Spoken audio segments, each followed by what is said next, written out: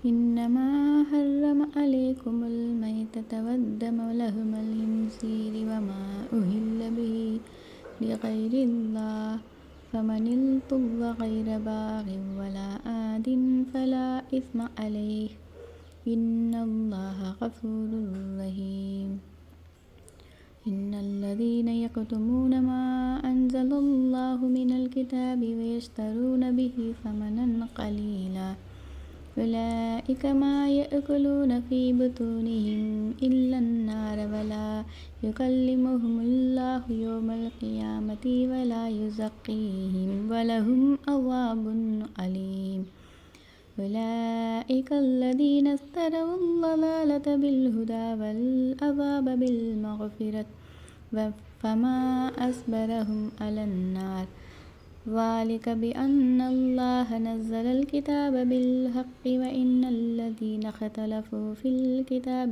لفي شقاق بعيد தானாகவே செத்ததும் இரத்தமும் பன்றியின் மாமிசமும் அல்லாஹ் அல்லாத பெயர் சொல்லப்பட்டதும் ஆகியவைகளைத்தான் உங்கள் மீது ஹராமாக ஆக்கியிருக்கிறான். ஆனால் எவரேனும் பாவம் செய்யாத நிலையில் வரம்பு மீறாமல் இவற்றை உண்ண நிர்பந்திக்கப்பட்டால் அவர் மீது குற்றமில்லை. நிச்சயமாக அல்லாஹ் கருணை மிக்கோனும் மன்னிப்போனுமாக இருக்கின்றான்.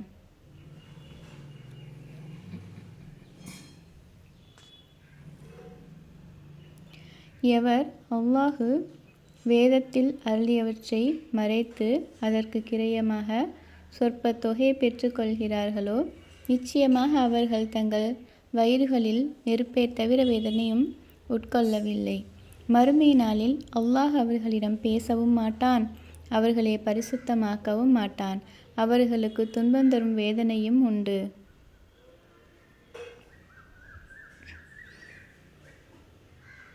அவர்கள்தாம் நேர்வழிக்கு பதிலாக வழிகேட்டையும் மன்னிப்பிற்கு பதிலாக வேதனையையும் விலைக்கு வாங்கி கொண்டவர்கள்.